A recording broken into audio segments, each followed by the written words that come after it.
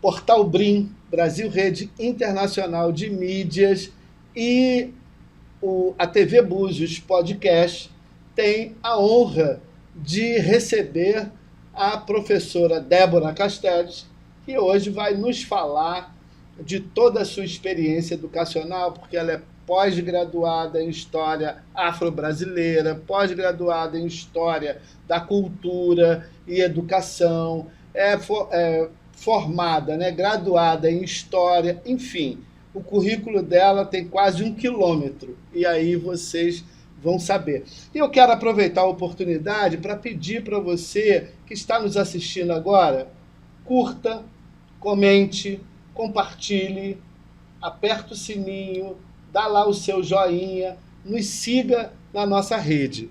Ok? Estamos aqui com a professora Débora. Bom dia, boa tarde, boa noite. A gente não sabe que horas que o nosso público vai estar compartilhando desse momento, que será prazeroso. De antemão, já começo agradecendo o convite e me colocando sempre à disposição para que a gente possa trocar ideias. Muito bom, trocar ideia é muito legal. Uma vez eu li uma frase numa empresa que eu trabalhei que dizia assim: se eu te dou R$ 1 e você me dá R$ 1, cada um de nós tem R$ 1. Porém, se eu te dou uma ideia e você me dá uma ideia, cada um de nós tem 2 ideias. Então hoje a gente vai aqui somar ideias. E aí, professor, eu começo perguntando, né, sobre a sua trajetória, a sua formação, né? Como é que tudo começou. O secretário veio aqui, eu perguntei para ele em que momento que você sonhou com a educação. Houve na sua trajetória assim, aquele momento que você disse, é isso que eu quero? Então, eu vou lhe dizer que isso foi muito prematuro na minha vida, que começou lá pequenininha, brincando de boneca, no quintal de casa. Olha. Né? Então, assim, eu sonhei com a educação sem mesmo ainda entender educação. Eu tinha aproximadamente aí por volta dos meus 6, 7 anos de idade, estava no período da alfabetização. E quando, naquela época, a gente chamava professor de tio e de tia, porque tinha essa singularidade familiar, esse vínculo afetivo pré-determinado com a profissão, né? E eu tinha uma tia na escola, muito querida, e que me encantou de imediato.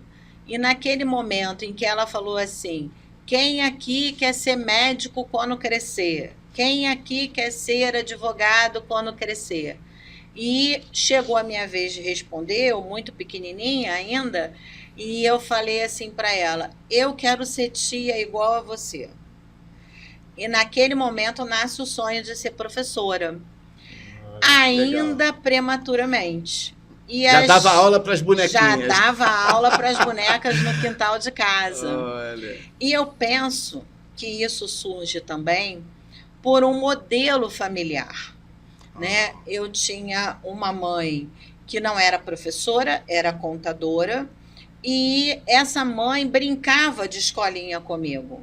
Então, toda vez que ela ia ensinar uma tarefa, ajudar na escola, com o material que era disponível na época, ela brincava de dar aula. E nesse movimento eu fui me formando enquanto criança sonhadora da profissão de ser professora. Fica aí uma dica para pais tentar aí, né, fazer alguma coisa nesse sentido? Então, eu penso que sim, né? Eu penso que o apoio da família ao movimento escolar do estudante, a integração da família com a escola e a parceria são fundamentais. Então, independente de você estar ou não, né, vivenciando e formando ali o seu filho, você está compartilhando com ele de saberes que são milenares, né? De saberes de valores de vida, de ética, de cidadania, porque a gente entende que a criança é um ser integral. Muito interessante essa questão, né, dessa similaridade, eu gostei demais disso. Essa similaridade familiar, tia, né? É. Isso ainda existe nos dias de hoje? Como é que está essa relação professor-aluno com esse carinho familiar, vamos dizer assim? Isso ao longo do processo educacional vem sendo transformado, até por conta da sociedade em que a gente vive, né? Os padrões e os valores, eles são sociais, eles são antropológicos, né? E eles são físicos, eles são tecnológicos. Então, a mudança no paradigma educacional, ela ocorre com um avanço extraordinário da educação, mas também por vezes, com um retrocesso. Então, hoje eu vejo o campo da educação se distanciando um pouco dessa questão que era ainda muito doméstica há 30 e 40 anos atrás, de se ter, né, o movimento da família muito presente dentro do processo escolar dos seus filhos. Hoje em dia, o mundo trouxe uma transformação tão disparadora de tempo e de movimento que nós, pais, eu, mãe, como sou também, né, viramos aí uma peça muito importante no mercado. E aí, para girar esse mercado, a gente, por vezes, coloca em detrimento uma questão de tempo com os nossos familiares. Então, por uma série de fatores, né, eu penso que essa questão do chamar, né, para dentro do espaço escolar e para fora essa responsabilidade, ela se faz urgente, porque hoje a gente tem uma outra fatia de mercado. Hoje a gente tem um novo olhar para a educação. A educação se mercantilizou. Então, é um processo um pouco distante daquele inicial que me trouxe para a profissão.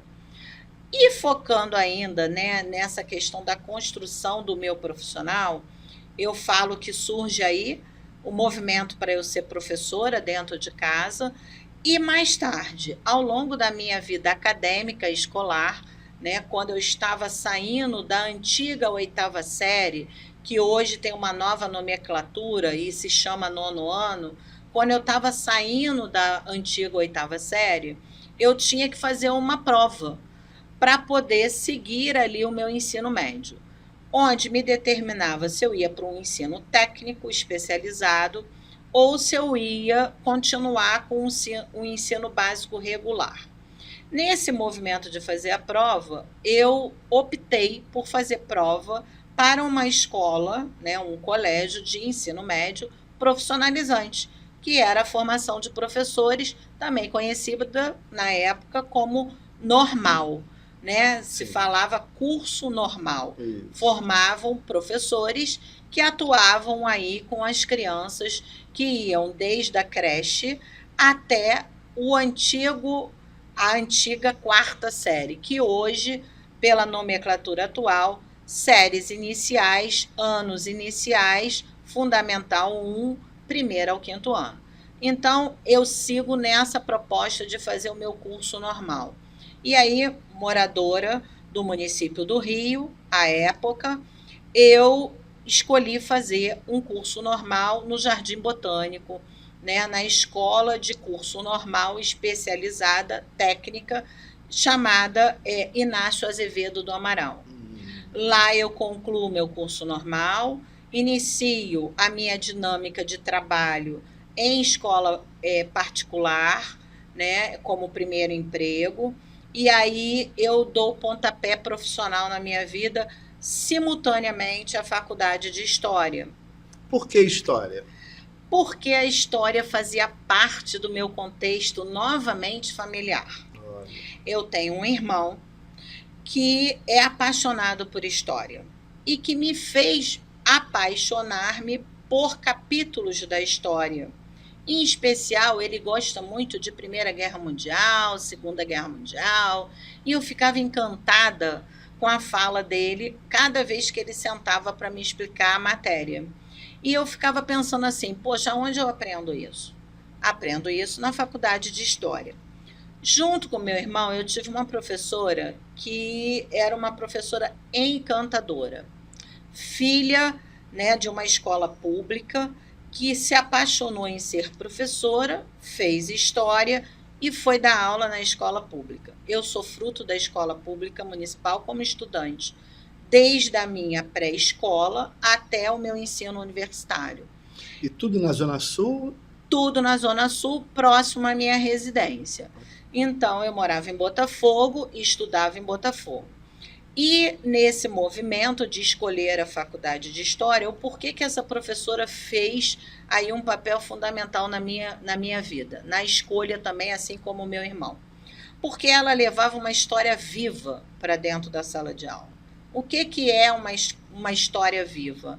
É mostrar através de exemplos, é levar material, é compartilhar sonhos, é trazer propostas de debates, de construções, é escutar o aluno.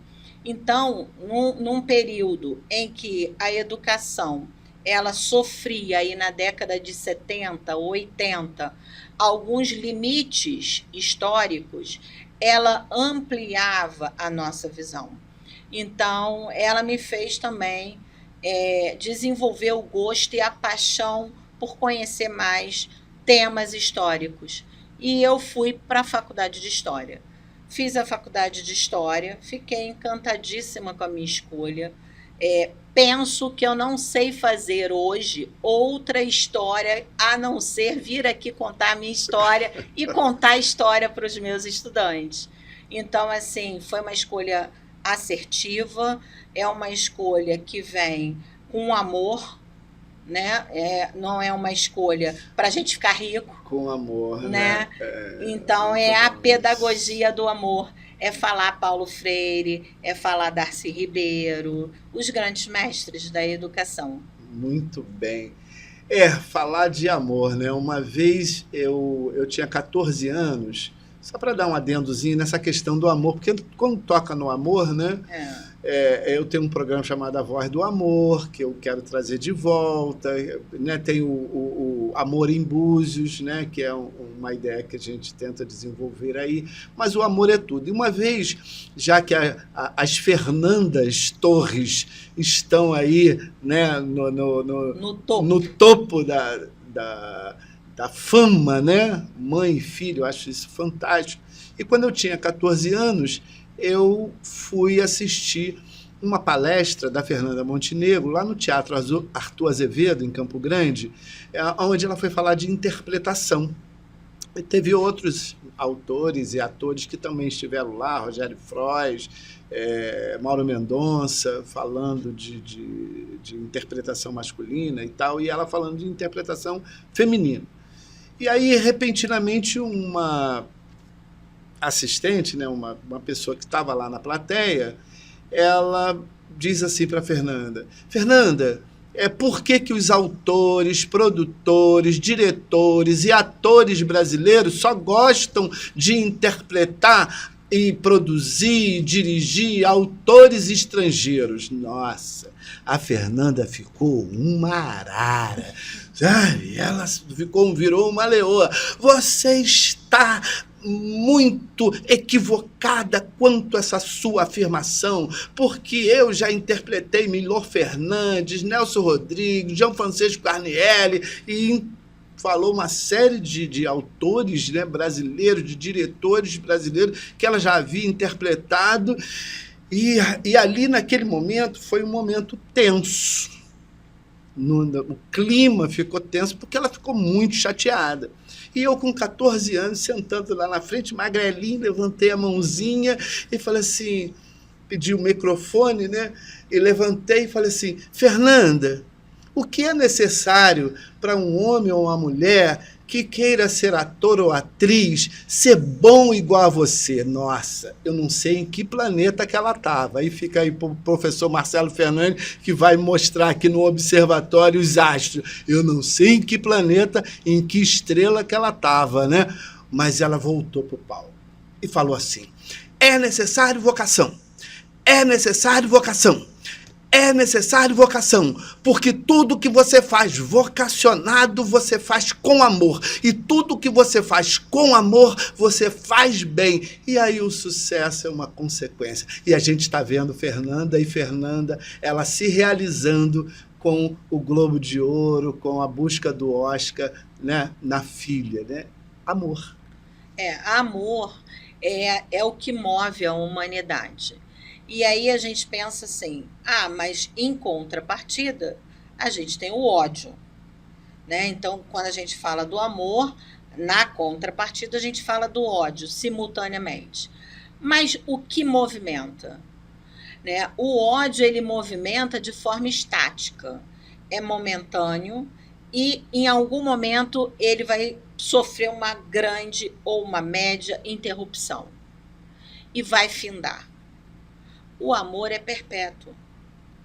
Então, quando eu escolhi ser professora e escolhi por amor, eu sabia que era isso que ia me levar, me conduzir até os fins dos meus dias nesse espaço terreno, né? Então, assim, eu digo que a vocação, o amor, a dedicação, o conhecimento, o estudo, eles caminham lado a lado quando você tem a certeza daquilo que você quer, da onde você vai chegar, quando você traça aquilo como um objetivo, quando você tem uma meta e um ponto a ser dirigido, né? Mais importante que você chegar no fim da reta é o trajeto estabelecido durante essa reta.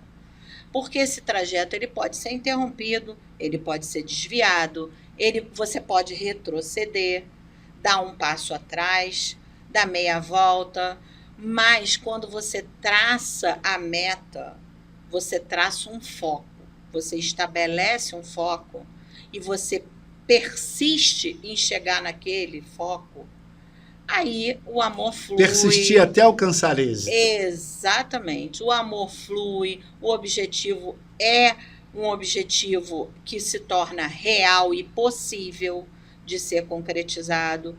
E em educação, nós vivemos muito no campo, né, inicialmente, quando a gente escolhe a profissão, do sonho.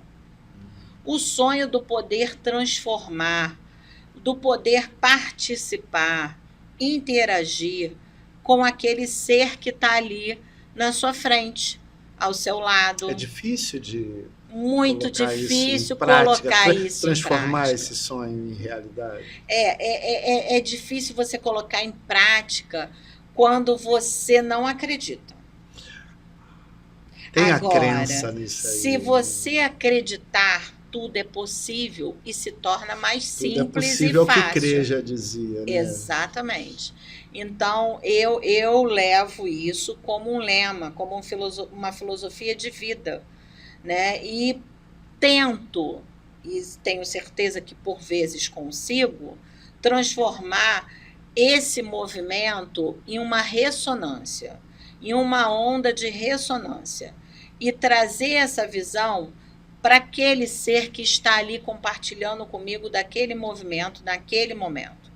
Então, o buscar do professor para transformar o estudante é diário, é cotidiano, é sistemático, é planejado e se encontra nesse grande desafio hoje, que é você trazer o olhar do estudante para você. Porque aí a gente pode entrar num tema que é recorrente da educação nos campos de discussão, que é a tecnologia no espaço escolar. Né? E aí a gente fala da tecnologia na sociedade, do uso dessa tecnologia.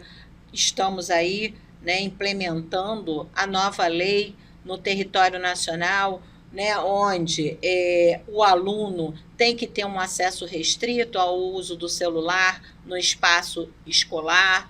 Então, você entra nesse outro campo. Isso é bom ou é ruim, essa restrição dessa tecnologia? Como é que isso se dá?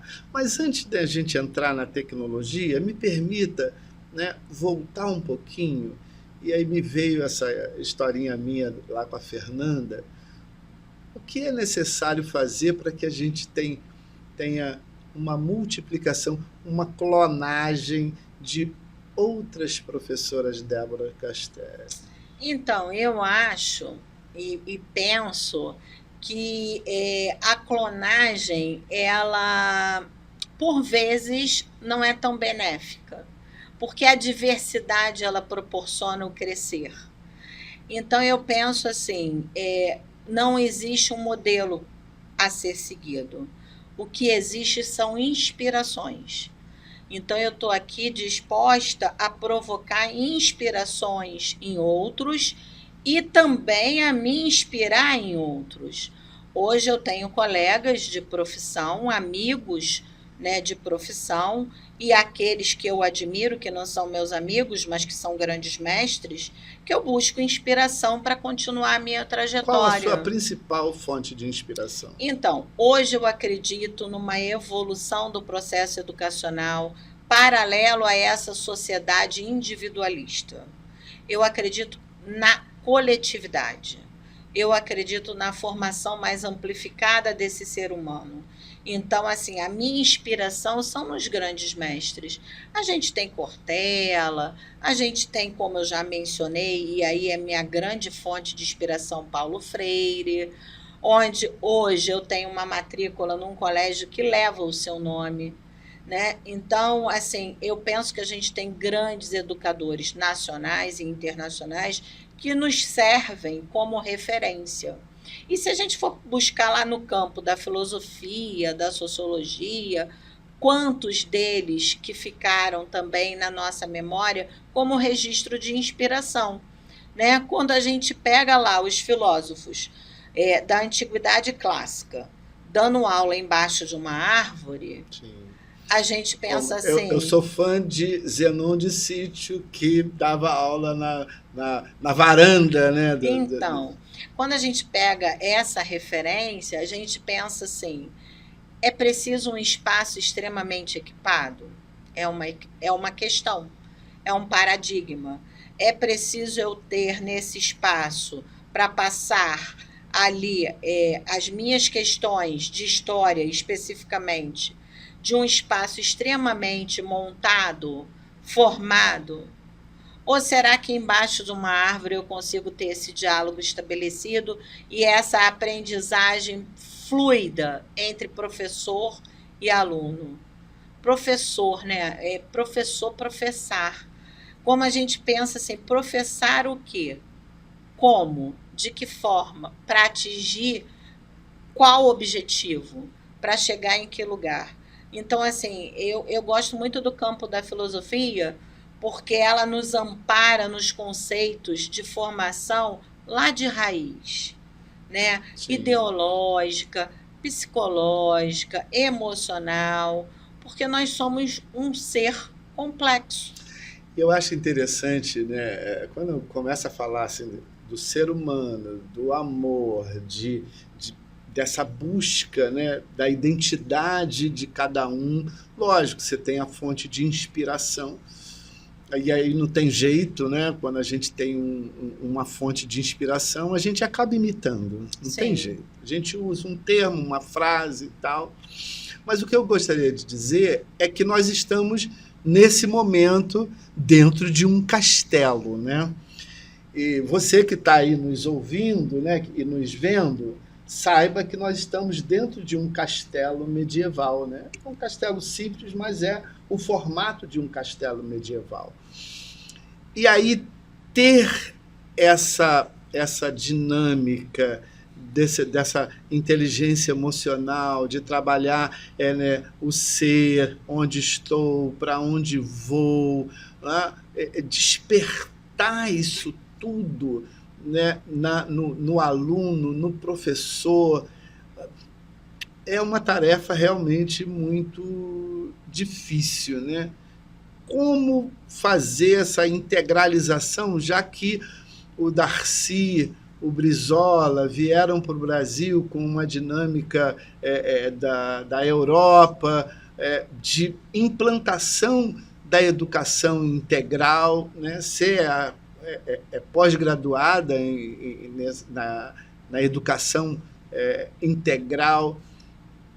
Como que a gente acelera um pouquinho, até a gente chegar ali na tecnologia, mas como, enquanto ser humano, acelera esse processo, já que eles previram que poderia fazer a transformação da educação no Brasil em 20 anos, 40 anos já se passaram, e a gente ainda está aqui tentando, né, através dessa nossa conversa, a gente está aqui dizendo que a gente continua sonhando, né, com uma educação integral, com essas, sabe, essas coisas do amor à educação, da causa educacional fluir nesse momento que a gente precisa dessa reforma, dessa transformação e dessa, né, mudança.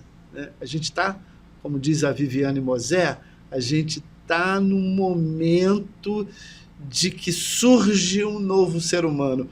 O Cleófas Uchoa também fala aí nesse livro, né, dessa do Homo sapiens sapiens, que o que é que vai acontecer? O que virá? Ele pergunta ali, né? O que virá depois? Como é que a senhora pode nos Então, dar uma... eu penso assim, a educação integral, ela veio com uma referência que não é tão atual assim. Né? A referência de educação integral, a gente busca lá na história da educação e ela vem de uma época muito remota, onde se acreditava, né, que o ser, através dos vários componentes que nos formam, né, ele é possível de estar transitando dentro de um modelo de integralidade. Nós não somos formados em caixinhas. A gente não tem um corpo físico, emocional, social e psicológico fragmentado. Nós somos um complexo. E dentro desse complexo é preciso ter uma integralidade das funções e dos órgãos. Então, não só a gente fala aí de órgãos físicos, né, mas também desse organismo que é o nosso corpo e a nossa atuação desse corpo na sociedade. Então, eu penso assim, é difícil colocar a educação integral em prática, dependendo do que a gente considera que é uma educação integral.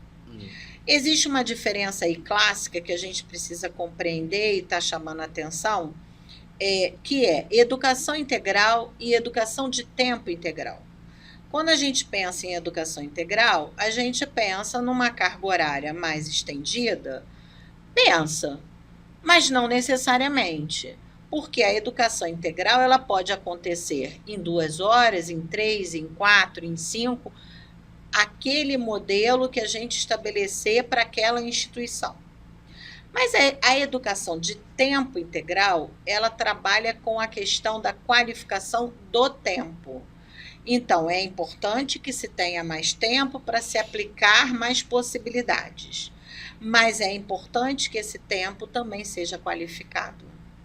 Então, assim, é trazer e mensurar quantidade e qualidade dentro do processo da educação integral. É preciso se fazer isso. E talvez seja esse o nosso maior desafio para colocar em prática aqui uma educação integral de tempo integral. Porque você ofertar mais horas para que a família tenha seu filho dentro de uma instituição educacional, simplesmente por ofertar, seria gerar ali um processo de acúmulo de tempo para que a família tivesse mais tempo, talvez, para usá-lo num trabalho, numa outra proposta de vida. Agora, você trazer isso de uma forma qualificada é você falar assim, eu vou dar uma aula de educação ambiental, eu vou dar uma aula de pluralidade cultural, junto com história, junto com matemática, junto com geografia, junto com língua portuguesa, e não em caixinhas separadas.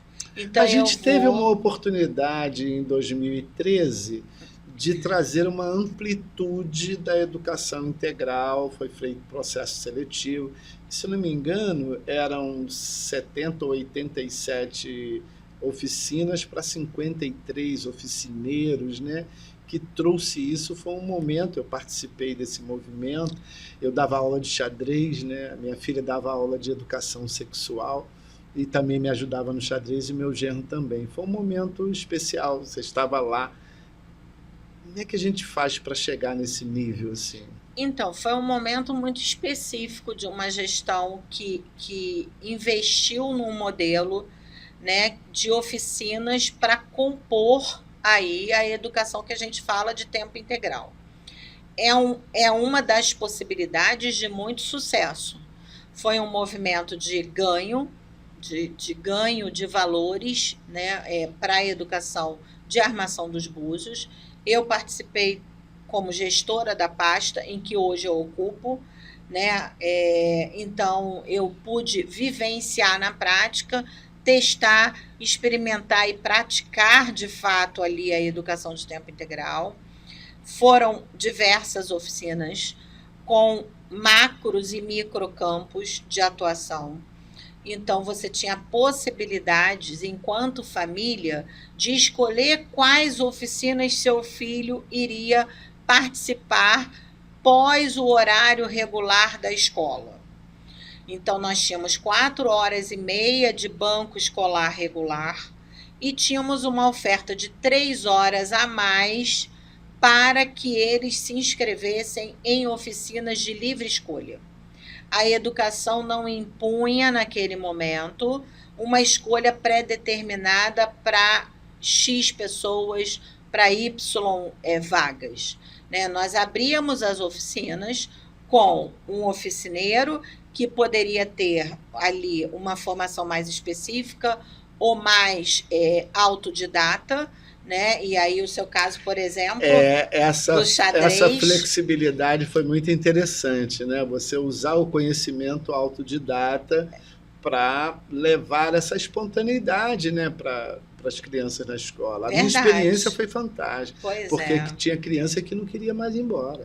Tinha criança do turno da tarde que chegava às 7 horas da manhã na escola para jogar xadrez, sabe? Então foi um momento para mim aqui na cidade assim muito especial.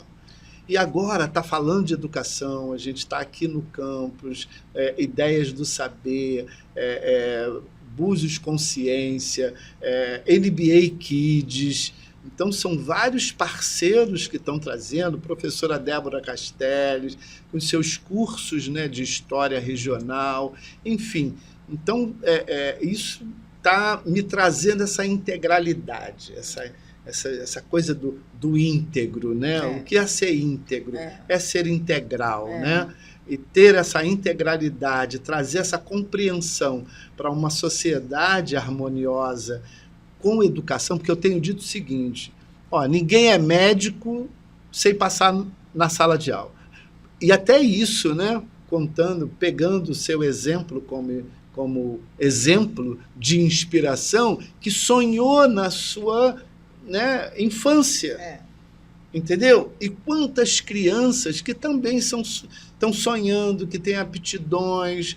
Poxa, eu gostaria muito de, na minha infância, ter uma aula de educação financeira. Eu teria aproveitado muito melhor os ganhos que eu tive ao longo dos anos, mas que olhava aquilo como uma coisa banal e que não era o dinheiro, né? Sim. O dinheiro não dorme. Eu ouvi essa frase outro dia, que o dinheiro não dorme.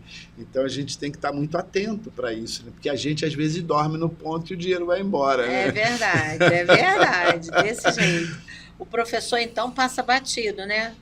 A gente precisa trabalhar com essa questão da educação financeira, porque a valorização profissional, né? Exatamente. Na nossa carreira se faz urgente. Aí eu volto também mais um pouquinho, porque essa conversa é tão rica e a gente varia, né? A gente gostaria de dar tantas informações para os nossos espectadores, quem está aí nos assistindo, né? A gente queria trazer para vocês muitas informações, mas essa questão disso aí que a gente está falando, né? Dessa integralidade, dessa comunhão, da sociedade harmoniosa, a valorização do professor, né? A importância da valorização do professor, né? Para que ele seja melhor remunerado e automaticamente ter mais entusiasmo e talvez até adquirir ou retomar esse amor que, às vezes, ele, por conta, né, das dificuldades do dia a dia, ele acaba perdendo esse estímulo e perdendo essa coisa que ele sonhou lá na sua infância, porque o próprio sistema, vamos dizer assim, né, ele não vê, né, como a gente até falou outro dia do bullying, né, dessa coisa, enfim, como que a gente faz para valorizar o professor? Tem que ter um currículo do tamanho do seu para isso? Não é necessário, né? Na verdade, o que eu entendo de valorização profissional, ela, óbvio que o cerne da questão, quando a gente fala da palavra valorizar, nos remete à questão financeira, né? E a gente precisa mesmo dessa valorização, desse quinhão, né? Desse olhar, para que a gente possa entender que um professor melhor remunerado é um professor que, por exemplo, não precisa estar em 4, 5 unidades escolares para poder fazer ali a sua renda mínima mensal para sobreviver de uma forma digna dentro da sociedade. Então, se faz necessário esse olhar, né, das políticas públicas nacionais para com os profissionais da educação, de uma forma geral, e, no caso aqui, a gente está falando do professor.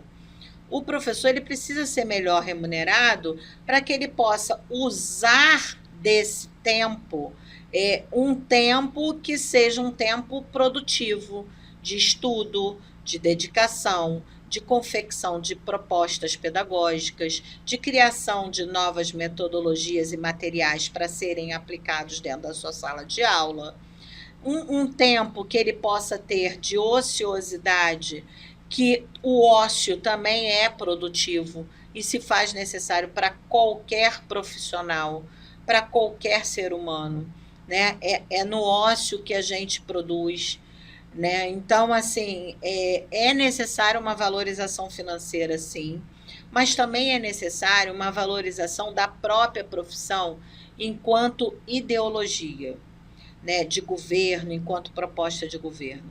Porque quando a gente foca na formação do professor, quando a gente foca no trabalho efetivamente aplicado ali na sala de aula, a gente vê que muitas das nossas raízes educacionais vão ficando para trás, porque a gente precisa sair correndo, porque a gente precisa ter apenas 10 minutos para almoçar, e aí a gente precisa almoçar, porque a gente troca o almoço por um sanduíche, dirigindo um carro, um hambúrguer num suculento, ônibus, né? exatamente.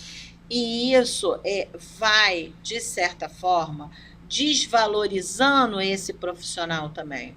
Porque a gente pensa até numa forma comparativa com outras profissões, em que essas outras profissões recebem seus valores dignos pelo campo de atuação e ali eles têm um certo preparo e desempenho que deixa o professor em desvantagem, muitas vezes, né? O professor ele acaba sendo um multiplicador de outras funções. O professor, muitas vezes, é aquele psicólogo que está ali, que não é, né, e nem é para ser o psicólogo, porque existe o psicólogo enquanto formação, mas ele necessariamente, ele naquele momento é visto daquela forma por um pai, ele é visto por um membro da sociedade, por um estudante. Quando ele senta ali para desabafar com um professor, para pedir conselho por um professor, inúmeras vezes eu passo por essa situação, e aí a gente fica pensando assim, Se fosse um outro profissional em uma outra função, executaria da mesma forma as multiplicidades? Não. Por quê? Porque cada um tem a sua especificidade. Então é preciso a valorização financeira é extremamente essencial e necessária e se faz urgente, mas a valorização do profissional, Do ser humano, do né? ser humano que está ali na frente. Mas a senhora falou num ponto interessante e me veio aqui na mente. Eu passei pela escola de aprendiz marinheiro lá em Vila Velha. E lá nós tínhamos 2 psicólogas e eu tive a oportunidade de trabalhar com ela. Era uma luta, né? Porque numa escola com 1.000 alunos, né? Ali uma escola militar com 1.000 alunos, as mulheres eram destaque, né? E eu trabalhava com as 2, então era uma ciumada. Mas o que eu quero dizer é, se faz necessário ter uma assistência psicológica em cada unidade escolar?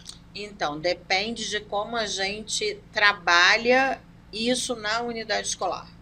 Porque uma coisa é a psicologia clínica, onde você tem que ter o seu espaço próprio para atuação. Até porque a própria ética profissional diz e conduz de uma determinada maneira esse profissional dentro do seu campo de ação. E existe a psicologia que é feita pelo psicólogo dentro do espaço escolar, que é aquela psicologia que trabalha com fatores que se fazem desafios dentro da escola, né? Então, por exemplo, o bullying é um deles, é um grande desafio para a educação atual. Enfrentar essa questão do bullying de frente, né? E a gente acredita que é necessário cada vez mais a gente está atuando junto a demais profissionais, como, por exemplo, o psicólogo, que é tão importante nesse processo quanto o professor, quanto o inspetor de alunos, quanto o orientador educacional, quanto o supervisor, quanto o gestor, né? Então, assim, dentro da escola, o campo de atuação do psicólogo, ele não é um campo de atenção individual clínica, onde você tem ali um profissional naquela carga horária específica da sua consulta, te atendendo especificamente. Mas ele precisa estar para vencer desafios como, por exemplo, o bullying, lado a lado com os demais profissionais, porque ele vai nortear uma nova trajetória nesse processo. Então, ele vai dialogar com esse estudante, ele vai dialogar com os pais do estudante. Isso é importante ter na escola. Agora, não diria numericamente quanto disso. É preciso ter um profissional por escola? Depende. Depende. Se eu falo de uma escola com uma capacidade para atender 100 alunos, eu tenho quantitativamente um grupo relativamente pequeno de atendimento que pode ser ou não que um profissional dê conta de estar fazendo esse trabalho. Mas eu posso ter uma escola com 500 alunos por turno, com 400 alunos por turno. E aí, já quantitativamente, um profissional já não daria conta desse processo, desse movimento. Então, assim, é muito limitador falar de um número preciso. Mas existe um estudo... Mas é necessário. Mas já existe um estudo voltado para esse detalhamento em particular? Então, na atualidade, a gente pensa que a sociedade nos conduziu para novas perspectivas nesse campo.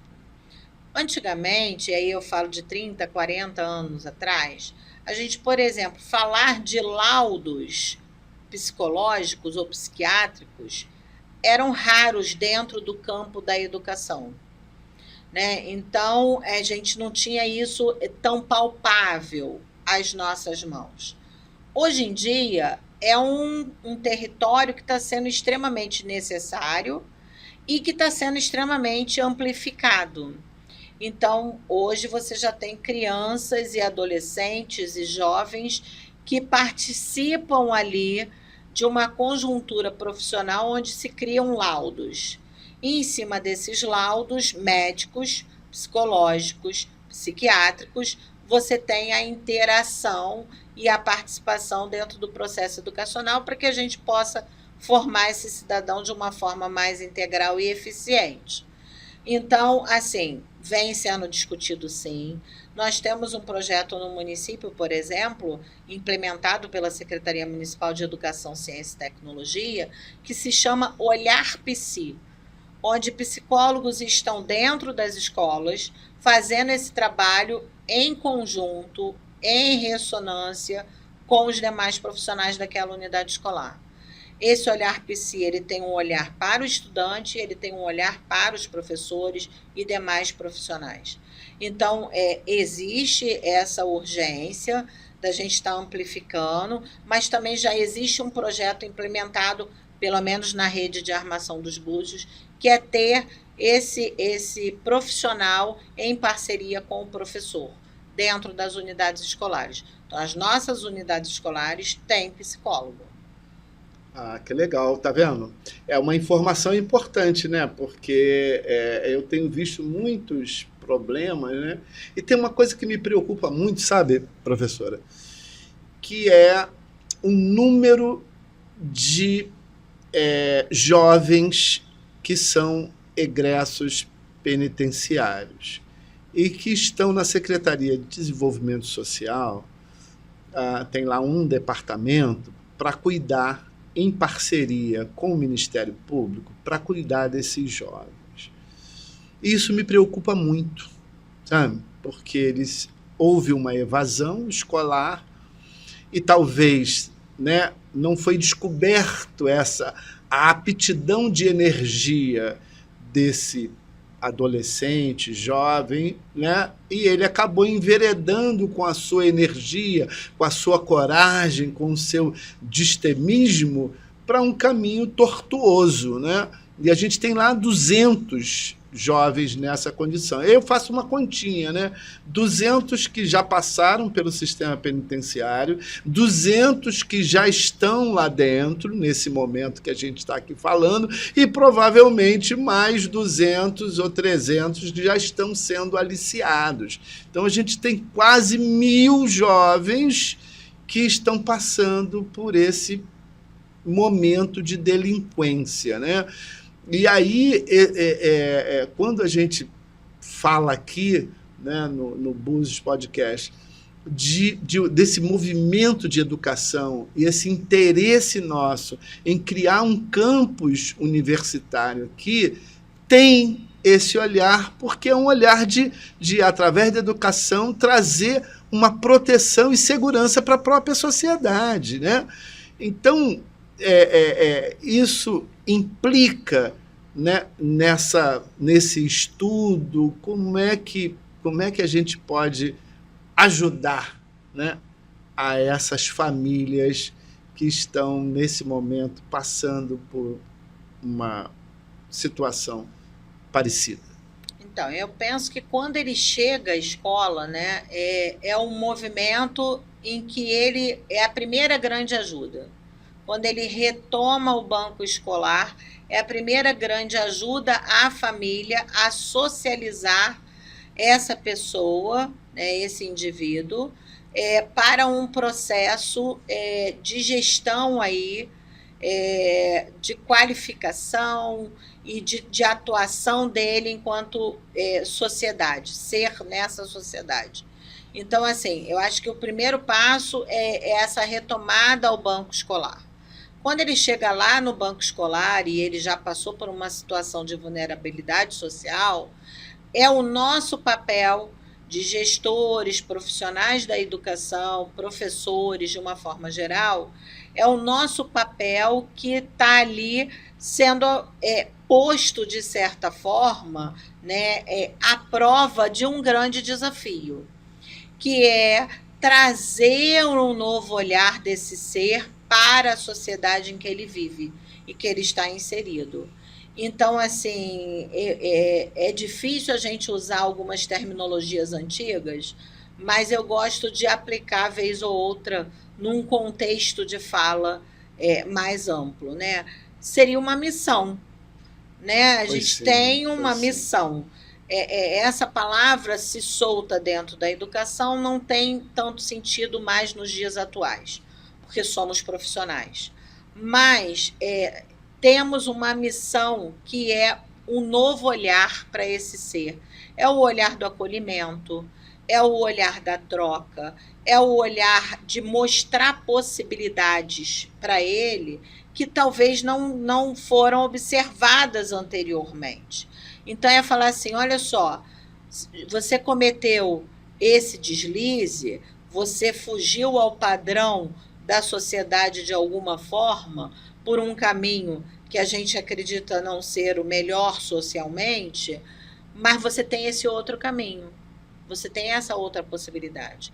Então, a educação tem muito desse papel na vida de cada um de nós, que é formar um cidadão íntegro, digno, honesto, né, que seja capaz de usar de várias ferramentas para conquistar os seus sonhos e que sejam ferramentas legítimas, legalizadas, socialmente falando, né? Então, assim, eu acho fundamental o papel do educador nesse contexto, do professor nesse contexto de ressocializar o indivíduo que por algum motivo cometeu aí alguma transgressão ou ilegalidade dentro do sistema social, né? Então, é também o nosso papel, assim como não é exclusivamente o nosso papel, né? A gente faz parte de um contexto maior.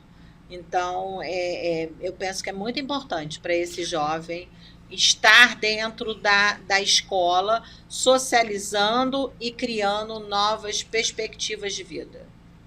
Me veio aqui na mente um modelo de pensamento, né, que eu tenho apreciado muito nos últimos tempos, que é o modelo de pensamento estoico, né, onde estuda os fatores externos e os fatores internos, né? Aquilo que depende dos outros não deve ser a minha prioridade, mas o que depende de mim, isso é o que é importante. Então, dentro desse contexto, despertar nesses, ou seja, no ser humano, né? A gente está falando muito do ser humano, despertar no ser humano essa individualidade dele, esse desejo dele de que depende dele. Se eu quiser aprender, se eu quiser ir para a escola, se eu quiser mudar de vida, se eu quiser ser um médico, um engenheiro, um astrônomo, um arquiteto, ou mesmo, né, uma outra profissão, mas se eu quiser ser um professor, né, vocacionado, depende de mim, eu gosto disso. Então, essa filosofia, né, precisa ser resgatada?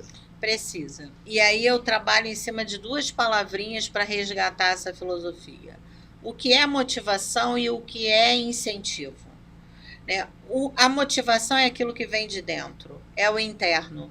E aí, com isso, a gente só pode apimentar, instigar, mas já vem com cada um de nós. Né? Então, assim, eu acredito que a motivação ela é individual. Agora, o incentivo é o papel externo, é o que vem de fora e que pode motivar aquele ser a evoluir, a crescer, a ter ali um novo percurso a ser trilhado. Então, assim, eu penso que incentivar para motivar e motivar trabalhando com incentivos. Isso é o papel da escola. Caminha, né? Junto. É o tal da varinha que a gente dá para ele pescar. Né? A gente não dá o peixe frito e enfeitado no prato para ele degustar. É claro que em alguns momentos se faz necessário também, mas o importante é a vara de pescar, é o rio não estar poluído para que o peixe venha e belisque venha ali saudável, aquela isca e que a gente possa trazer ele para o nosso prato. Né? Então, assim, esse é o nosso papel, é dar o instrumento, é possibilidade, é possibilitar ele construir o seu próprio espaço e o seu próprio objeto de desejo. Então, é uma pedagogia de esperança, é uma pedagogia de amor, é uma pedagogia de empatia e é uma pedagogia de conhecimento. Então, saber transitar aí nessa multiplicidade dos novos tempos se faz urgente. Gente, Emanuel já veio ali, já me deu um sinal. A gente tem o hábito de trabalhar aqui com, no máximo, 50 minutos. E a gente está passando um pouquinho. Então, você que está nos assistindo, te peço um pouquinho mais de paciência, que a gente vai aí ultrapassar um pouquinho o nosso tempo normal, porque o negócio aqui tá, ó, alto nível. Então, segura aí um pouquinho mais, toma uma aguinha, pede uma aguinha para quem tiver, toma um cafezinho e tem um pouquinho só de paciência para a gente terminar aqui, porque ainda tem alguns temas que eu gostaria de falar e voltar no tema da tecnologia para sintetizar, trazer isso tudo, né? Todo esse conteúdo, como é que a gente insere a tecnologia e para as crianças não ficarem tristes com esse distanciamento momentâneo, né, do telefone. Porque nós aqui, para falarmos o que estamos falando, a gente desligou o telefone para não ter interferência, né? Então, como trazer para as crianças também esse entendimento de que a tecnologia ela pode ser utilizada num tempo que realmente seja oportuno? Eu penso que associar a tecnologia ao conhecimento produtivo. Né? Existe aí uma certa dificuldade de se chegar a um ideal. Para o ser que é tecnológico, que nasceu nessa geração, é muito difícil entender esse distanciamento da tecnologia, em especial dessa tecnologia mais imediata, que é o celular, né? Que ele está ali disponível para ele nas palmas das mãos. Então, assim, para ele entender como usar isso de forma favorável, é um pouco mais complicado, porque ele já nasceu com a tecnologia para ele. Você vê hoje os pais colocando tablet, né, e isso já vem de algum tempo, colocando tablet, colocando celular nas mãos dos bebês, que não saíram dos carrinhos. Né? Então, você vê bebezinho de 6, 7 meses que você tem familiares, você tem amigos que se colocam ali à disposição para disponibilizar uma telinha com uma musiquinha, com um videozinho infantil, com um desenho animado, para entreter aquela criança enquanto ele está ali almoçando, enquanto ele está nos seus afazeres. Então, a criança já cresce com a tecnologia atrelada ao seu corpo. É como se fosse uma segunda pele. Então, ela entender que em algum momento isso precisa ser desassociado do seu cotidiano, não é simples, não é fácil. Né? A gente precisa ver esse movimento.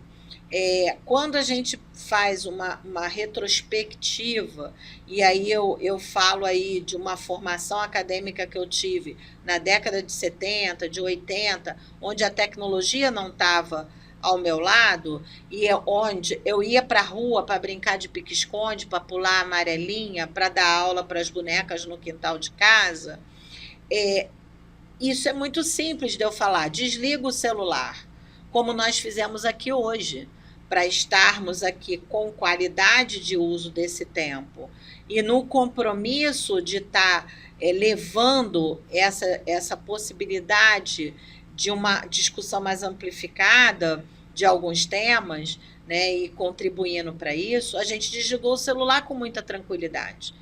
Mas a gente não já teve tem a maturidade, a gente formação, também tem sim. Né? Tá, mas aí tem a questão da pele, né?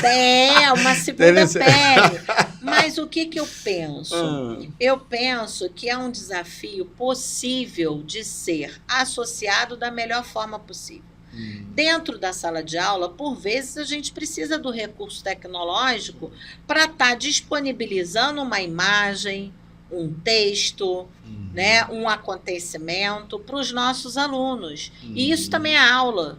Mexer no celular, né, ir a uma pesquisa de um site, também é aula, sem problema algum. A questão é quando você coloca como prioridade aquilo que se tornou banal, que são as redes sociais, né? Que é uma tecnologia momentânea, rápida, consumível e que pouco conhecimento agrega dentro do território escolar. Não é edificante, né? Pelo menos dentro do território escolar. Tá. Né? Então, assim, é saber trabalhar isso aí. Mas eu gostei disso, né? Pelo menos dentro do ambiente escolar. Mas eu venho, ótimo, né, observando algumas entrevistas e algumas falas de educadores, né, que estão fazendo essa leitura a nível nacional e internacional, e percebo, há pouco mesmo eu assisti uma entrevista numa TV aberta, onde se colocava lá que as crianças estavam reaprendendo a aprender sem a tecnologia.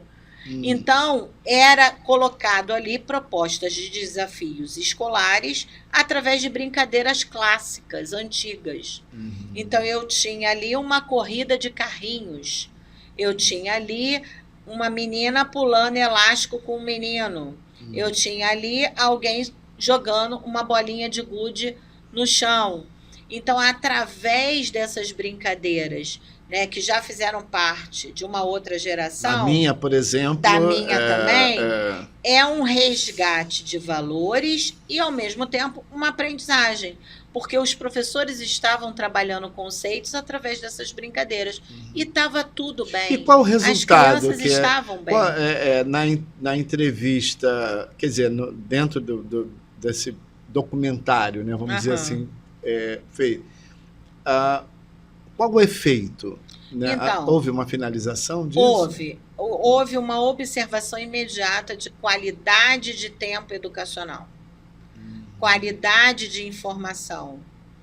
E aí a gente cai também numa outra situação, que é o uso abusivo das telas e os problemas de saúde física e mentais que são assim amplificados com esse uso excessivo de tecnologia, né? Então, quantas vezes nós piscamos os olhos quando estamos usando a tela de um celular, né? E isso, a falta de piscar, o que traz para a nossa saúde ocular.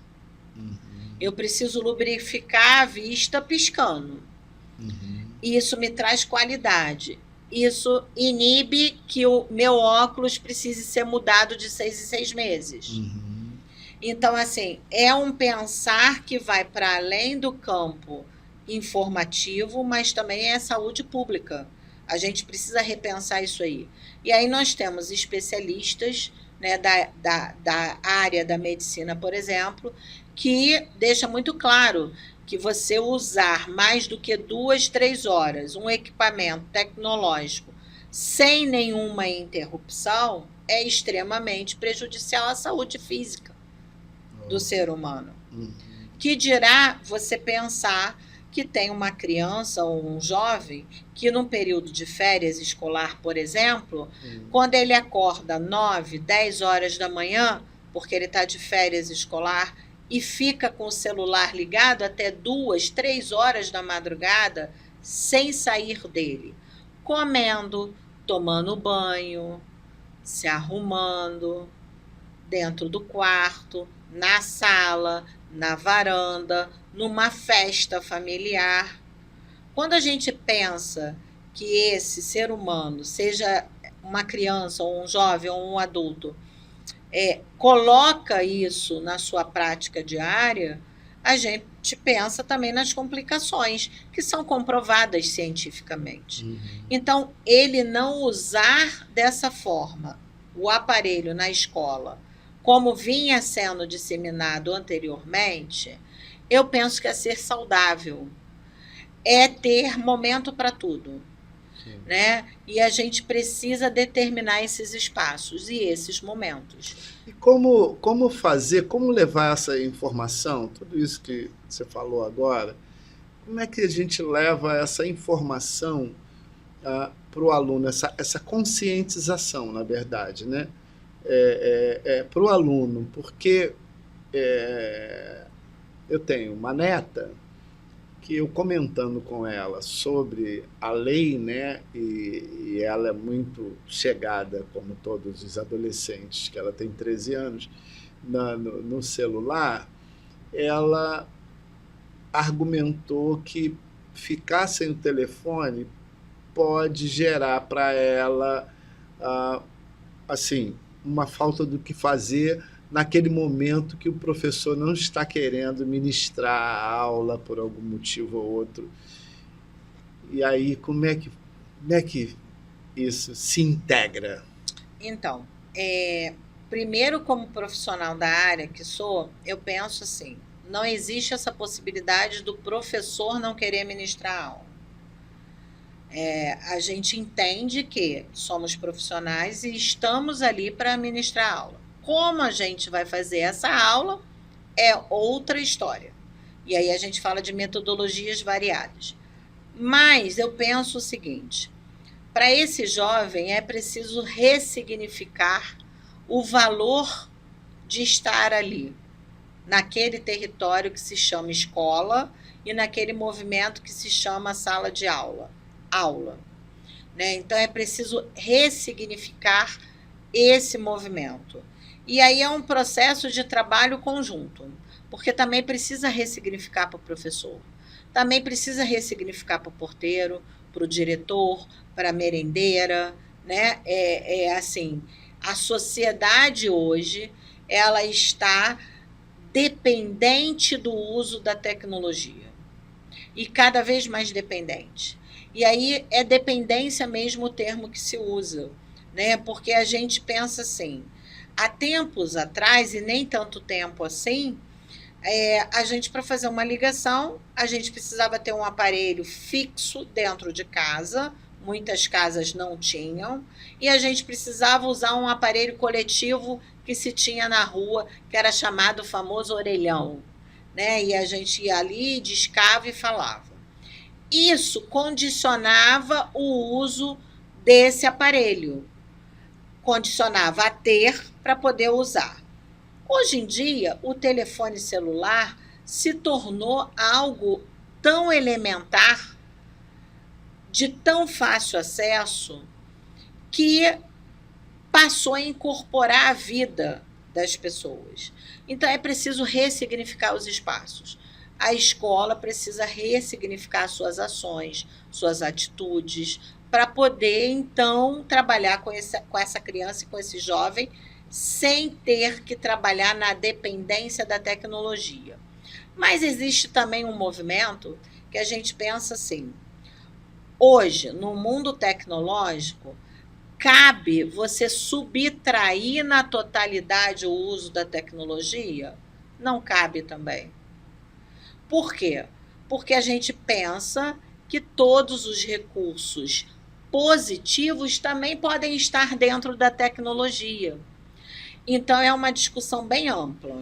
Isso é uma perspectiva de futuro? Nós já estamos assim... Qual seria o percentual de entendimento desse corpo docente de que há essa necessidade dessa harmonização tecnologia, metodologia tradicional? Então, acho que nesse movimento nós temos dois grupos. Um grupo, né, de profissionais e de pais e de comunidade escolar como um todo, que já entendeu que é preciso ter equilíbrio. Né? A palavra equilíbrio, ela vem muito de encontro a esse uso tecnológico. Se você tem uma boa dosagem, você pode ter um remédio. Se você tem uma dosagem excessiva ou mínima, você pode ter um veneno. Então é preciso ter equilíbrio. Existe um grupo muito grande que já tem essa consciência de buscar o equilíbrio. Existe um grupo ainda resistente, ou que não quer abrir mão do uso tecnológico, ou que quer abrir o uso tecnológico de uma forma concreta e efetiva e bani-lo do espaço da sala de aula. Eu, por exemplo, vou falar da minha experiência como professora. Quando eu entro dentro da sala de aula para ministrar um curso de história regional, que é o que a gente vai propor já já, né? É uma necessidade a gente conhecer a nossa própria identidade e memória, e a gente tem uma proposta muito interessante para se trabalhar com a história de Búzios, para se trabalhar com a história de Cabo Frio, de Arraial do Cabo, de São Pedro da Aldeia, e aí essa parceria é fundamental, né, com vocês que estão nos apoiando nessa proposta. Então, quando eu entro na sala de aula e vejo jovens e adultos ali querendo saber um pouquinho da Rua das Pedras, de Brigitte Bardot, de João Fernandes, de José Gonçalves, de Rasa, Opa, né? Já podemos aí falar na captação dos nossos alunos, que os próprios professores já são alunos potenciais, né? É evidente. Quando a gente vê e entra nesse espaço, né? Como eu acabei de ministrar 3 módulos o ano de 2024, falando da história de Búzios. Quando a gente vai para a sala de aula e observa que você tem estudantes ali que desligam o celular ou guardam o celular e ficam durante 2 horas ali com você nesse processo de troca e de conhecimento, você se sente realizado ali na frente. Porque você está falando olho no olho. Você está interagindo, você está trocando, você está dialogando com seres que estão ali com a proposta de estar trocando com você aquela modalidade, aquele conhecimento. Agora, quando você entra numa sala de aula, onde você tem aluno com fone de ouvido, celular ligado, jogando, e você está ministrando uma aula, isso muito me incomoda. Isso é uma agressão, né? Eu estou, É uma agressão. eu estou falando de uma sensação muito negativa que você sente daquela situação. E vou falar de um impacto que isso gera, em especial na minha sala de aula como professora. Eu tenho vontade de pegar minhas coisinhas e sair da sala de aula. Porque você falar para ser humano é uma coisa. Você falar no vazio é outra coisa, né? Então, assim, quando o professor está ali dialogando, falando, trocando, ele está experimentando um universo que é coletivo e produtivo. Agora, quando você está falando no vazio, onde as pessoas estão só de corpo presente, é uma situação muito complicada. Existe um receio assim de ter uma voz mais austera com esse aluno, né, para que ele pare de ter aquele comportamento inadequado e tirar o fone do ouvido e desligar o telefone. Existe um receio de que tipo de reação?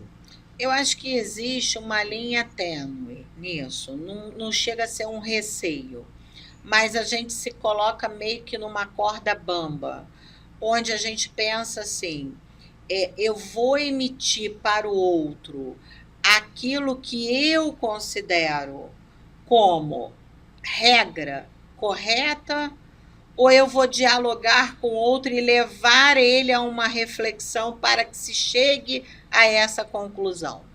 Então, como eu sou adepta do diálogo, eu prefiro, ao invés de usar, né, autoritarismo, usar a autoridade enquanto eu tenho como profissional que sou. Então, eu prefiro ir para o campo do diálogo. E não deixa de funcionar, comigo sempre funcionou, e sem nenhuma exceção. eu posso ter gerado descontentamentos, mas eu nunca passei por uma situação de sala de aula, depois de 33 anos ministrando aula sem parar. Eu nunca saí da sala de aula, eu estou há 33 anos dando aula. Eu nunca passei por uma situação que me colocasse numa situação complicada de gerir, por eu ter usado da minha capacidade de autoridade e não de autoritarismo. Porque aí vai uma linha bastante tênue e que a gente precisa ter bastante cuidado, né? Eu sou a favor do diálogo, então eu vou pela pedagogia do diálogo. Muito bom.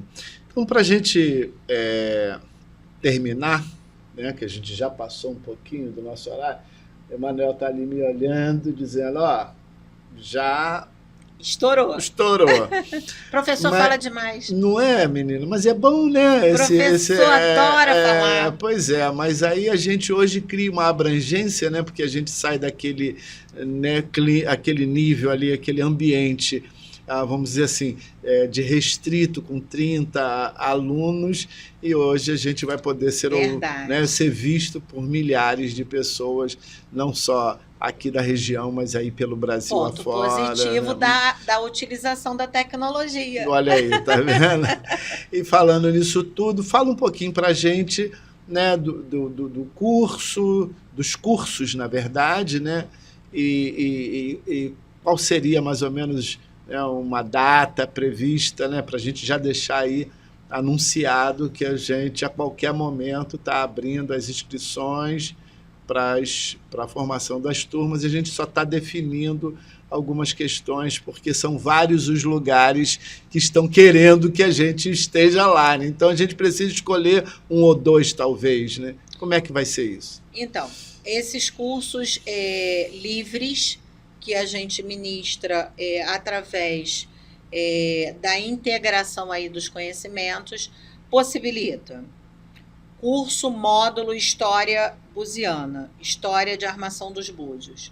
A gente trabalha com a questão da identidade, da memória e da cultura, né, do território de Armação dos Búzios.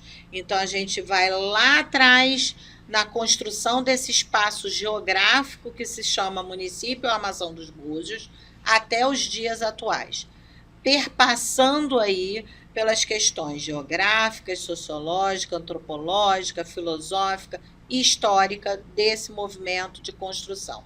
Então, é um curso que trabalha com a história das trilhas, dos bairros, dos monumentos, das construções, das pessoas que aqui passaram, né, das personalidades históricas que passaram pelo município e passam pelo município.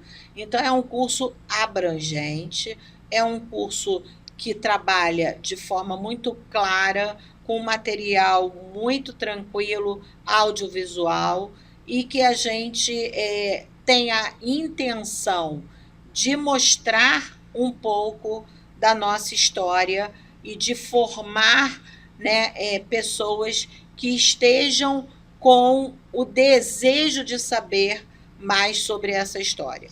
Além de Armação dos Búzios, nós temos o módulo História de Cabo Frio. Nós temos o módulo História de Arraial do Cabo. Nós temos o módulo História de São Pedro da Aldeia. Você me falou de previsão. Então, vai aqui uma notícia boa para quem está nos ouvindo. Entraremos agora no período de pré-matrícula e matrícula, inscrições. Essas inscrições são online. Então, iremos brevemente, creio eu, que daqui a mais ou menos uma semana a 15 dias, teremos já o período de inscrição estabilizado e já sendo posto em prática. Após a inscrição, iniciaremos imediatamente as nossas aulas. Possivelmente, essas aulas irão ocorrer num espaço físico, onde a gente consiga trazer aí turmas de 30 a 35 estudantes. Então, as vagas são limitadas. Corra lá e faça a sua inscrição, né? É a minha dica para não perder a oportunidade. É um curso que tem uma perspectiva de atuar no campo do turismo, no campo do comércio, no campo da educação, no campo das vendas e que pode seguir, né, como conhecimento prévio para vários profissionais que atuam em Armação dos Búzios, em Cabo Frio, em Arraial do Cabo e adjacências. Então, daqui a 15 dias, a gente acredita que a gente já está com as turminhas montadas e startando cada módulo desse.